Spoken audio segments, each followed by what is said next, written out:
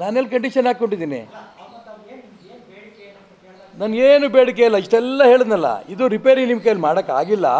ಈ ಕುಟುಂಬವನ್ನೇ ಒಂದೇ ನಂಬಿಕೊಂಡು ಯಡಿಯೂರಪ್ಪನವರೇ ಒಬ್ಬರೇ ಲಿಂಗಾಯತ್ ನಾಯಕರು, ಇನ್ಯಾರೂ ಇಲ್ಲ, ನಿಮ್ಮ ಮಕ್ಕಳೇ ಲಿಂಗಾಯತ್ ನಾಯಕರು, ಇನ್ಯಾರೂ ಇಲ್ಲ, ಒಂದು ಭ್ರಮೆಯಲ್ಲಿ ನೀವಿದ್ದೀರಿ.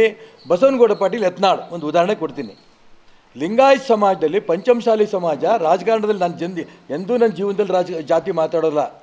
ಲಿಂಗಾಯತ್ ಸಮಾಜದಲ್ಲಿ ಪಂಚಮಸಾಲಿ ಸಮಾಜ ಇಡೀ ಕರ್ನಾಟಕ ರಾಜ್ಯ ಅತಿ ಹೆಚ್ಚು ಜನಸಂಖ್ಯೆ ಇರೋದು. ಅವ್ರನ್ನ ಯಾಕೆ ತೊಗೊಳ್ಲಿಲ್ಲ? ಇವ್ರಿಗೇನೋ ಒಂದು ಭ್ರಮೆಯಲ್ಲಿದೆ ಕೇಂದ್ರದವರು. ಯಡಿಯೂರಪ್ಪ ಅವ್ರ ಮಕ್ಕಳನ್ನೇ ರಾಜ್ಯವನ್ನು ಉಳಿಸೋರು. 108 ಎಲ್ಲರೂ ಸೇರಿ, ನಾನು ಅನಂತಕುಮಾರ್ ಯಡಿಯೂರಪ್ಪನವರೆಲ್ಲ ಪ್ರಯತ್ನ 108 ತನಕ ಹೋಗಿದ್ವಿ. ಅದನ್ನೆಲ್ಲವನ್ನು ಮಣ್ಪಾಳು ಮಾಡಿ 166ಕ್ಕೆ ತಂದು ನಿಲ್ಲಿಸಿದ್ದಾರೆ. ಇದನ್ನೆಲ್ಲ ಅವ್ರಿಗೆ ಎಕ್ಸ್ಪ್ಲೇನ್ ಮಾಡಿಬಿಟ್ಟು ಬರ್ತೀನಿ ನಾನು. ನನ್ನ ಉದ್ದೇಶ ಮತ್ತೆ ಹೇಳ್ತೀನಿ, ನಾನು MP ಆಗೋದಲ್ಲ. ಕರ್ನಾಟಕ ರಾಜ್ಯದ ಪರಿಸ್ಥಿತಿ ಅವರಿಗೆ ಕಂಪ್ಲೀಟ್ ಒಂದು ಸರಿ ಎಕ್ಸ್ಪ್ಲೇನ್ ಮಾಡಿ ಬಂದಿದ್ದೀನಿ 3 ತಿಂಗಳ ಕೆಳಗೆ. ಇದು ನಾಳೆನೂ ಹೋದಾಗ ಎಕ್ಸ್ಪ್ಲೇನ್ ಮಾಡ್ತೀನಿ. ಅವ್ರು ಕರೆದಿದ್ದಕ್ಕೆ ಹೋಗ್ತಾ ಇದ್ದೀನಿ. ಹೋದ ಸರಿ ನಾನೇ ಫೋನ್ ಮಾಡಿ ಹೋಗಿದ್ದೆ, ಮೋದಿಯವ್ರಿಗೆ ಫೋನ್ ಮಾಡಿದೆ. ನಾನು ನಿಮ್ಮ political situation of the Karnataka ನಿಮಗೆ ಎಕ್ಸ್ಪ್ಲೇನ್ ಮಾಡಬೇಕು ಅಂತ ಅಮಿತ್ ಶಾಗೆ ಎಕ್ಸ್ಪ್ಲೇನ್ ಮಾಡಿ ಬಂದಿದ್ದೆ.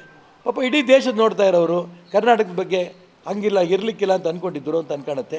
ಇವಾಗ ಸೀಟೆಲ್ಲ ಹಂಚಿಕೆ ಆಗಿರೋದು ಭಾಳ ಜನಕ್ಕೆ ಅತೃಪ್ತಿಯಾಗಿದೆ. ನೀವೇ ಕೇಳಿದ್ರಿ, ಎಲ್ಲರೂ ತೃಪ್ತಿಯಾಗಿದೆ, ನಿಮ್ಮೊಬ್ಬರಿಗಿನ್ನೂ ತೃಪ್ತಿ ಆಗಿಲ್ಲ ಆ ಮಾತು ನೀವು ಕೇಳಿದ್ರಿ. ಎಲ್ರಿಗೂ ತೃಪ್ತಿ ಮಾಡಿಸೋಂಥ ಪರಿಸ್ಥಿತಿ ಯಾವ ಬಂತು? ಯಾಕೆ ಬಂತು? ಹಿಂದೆ ನಾನು ರಾಜ್ಯಾಧ್ಯಕ್ಷ ಆದಾಗ ಅನಂತಕುಮಾರ್ ಯಡಿಯೂರಪ್ಪನವರು ನಾನು ಚುನಾವಣಾ ಸಮಿತಿ ಅಷ್ಟು ಜನ ಕೂತು ಚರ್ಚೆ ಮಾಡಿ ಪಟ್ಟಿ ಮಾಡಿ ಕೇಂದ್ರಕ್ಕೆ ಹೋಗ್ತಿದ್ವಿ. ಪಕ್ಷದ ಸಂಘಟನೆ ಬಗ್ಗೆ ಕೇಂದ್ರದ ನಂಬಿಕೆ ಇತ್ತು. ಅರ್ಧ ಗಂಟೆಗೆ ಟಿಕ್ ಮಾಡಿ ಕಳಿಸೋರು. ಅವ್ರು ಯಾರು ಕೂತ ಅನೇಕ MP ಗಳು ಯಾರು MLA ಯಾರು ಗೊತ್ತೇ ಇರಲಿಲ್ಲ.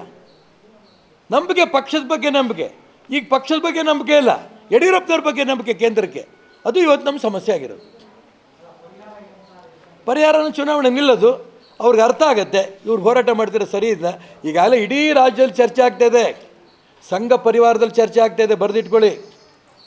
ಭಾರತೀಯ ಜನತಾ ಪಾರ್ಟಿ ಕೇಂದ್ರ ನಾಯಕತ್ವದ ಚರ್ಚೆ ಆಗ್ತಾಯಿದೆ. ಇಡೀ ರಾಜ್ಯದ ಸಾಮಾನ್ಯ ಕಾರ್ಯಕರ್ತರಿಂದ ಹಿಡಿದು ಎಲ್ಲ ನಾಯಕರ ಬಗ್ಗೆಯೂ BJP ಚರ್ಚೆ ಆಗ್ತಾಯಿದೆ. ಎಲ್ಲ MLAಗಳಲ್ಲಿ ಎಲ್ಲ MP ಗಳಲ್ಲಿ ಈಶ್ವರಪ್ಪ ತೊಗೊಂಡಿರೋಂಥ ಸ್ಟ್ಯಾಂಡ್ ಸರಿ ಇದೆ, ಎಲ್ಲರೂ ಚರ್ಚೆ ಮಾಡ್ತಿದ್ದಾರೆ. ಇದೇ ನನಗೆ ಅರ್ಧ ಯಶಸ್ಸು ಸಿಕ್ಕಿದೆ. ಈಗ ಚುನಾವಣೆ ಮುಗಿತಿದ್ದಂಗೆ ಪರಿವರ್ತನೆ ದಿಕ್ಕಲ್ಲಿ ಹೋಗುತ್ತೆ, ನೀವು ನೋಡೋದು.